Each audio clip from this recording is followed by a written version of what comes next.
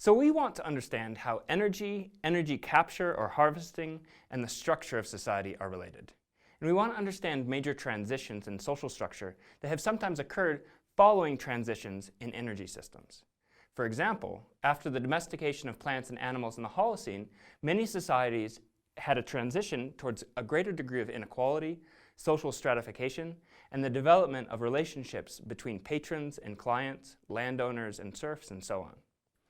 So to be able to understand relationships between subsistence and wealth and the distribution of wealth, we want to be able to take into account that inequality in a given type of wealth or resource is affected by a number of things, including its durability, the dynamics of accumulation over time, as well as its inheritance from one generation to the next.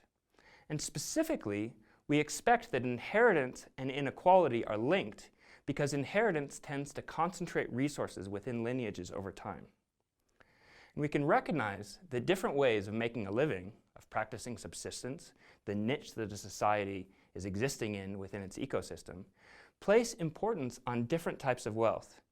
And that leads to varying degrees of inequality due to the fact that wealth differs in how durable and heritable it is. And this helps us to understand relationships between subsistence systems on the one hand and inequality on the other. So I'd like to describe a study that I was a part of, examining both the inheritance of wealth and inequality in 21 different societies practicing subsistence food production.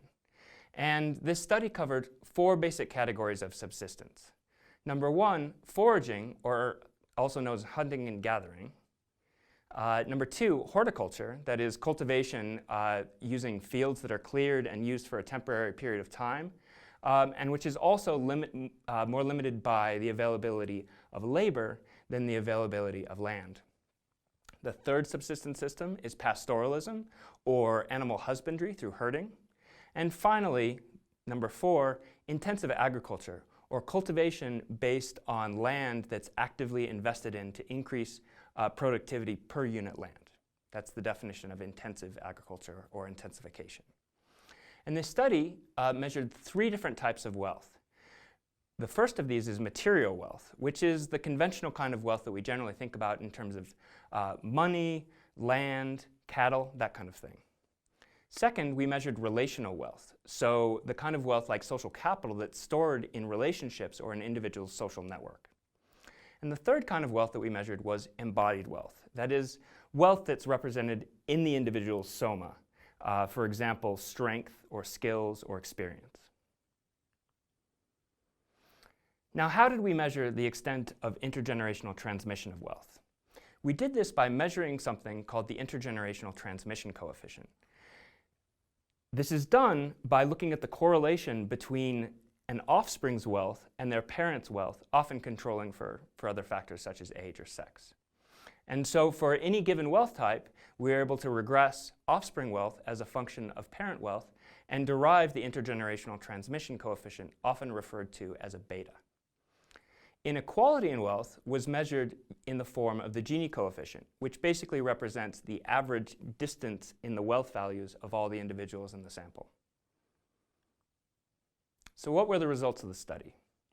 First, the study confirmed the expectation from theory that there should be a positive relationship between the degree of intergenerational transmission and inequality in wealth. We see that specifically in terms of a positive, significant relationship between the transmission coefficient beta and the Gini coefficient of inequality for any particular type of wealth.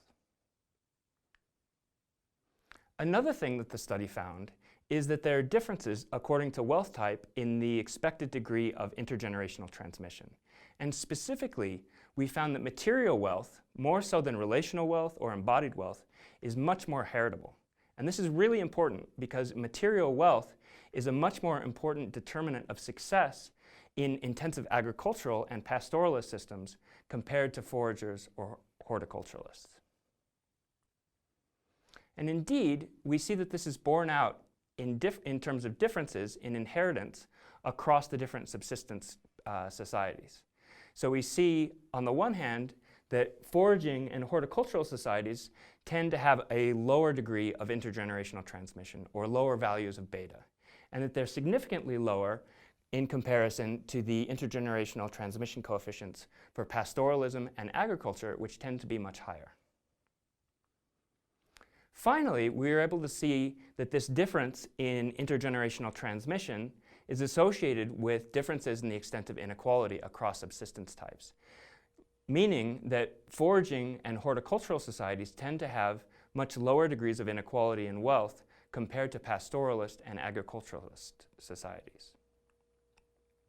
So to summarize, we're able to see that agriculturalists and pastoralists rely much more heavily on material wealth for generating food for making a living compared to foragers and horticulturalists.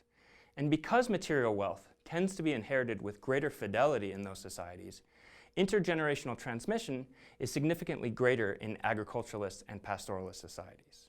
And this is one of the factors that leads to greater inequality in those societies compared to foragers or horticulturalists.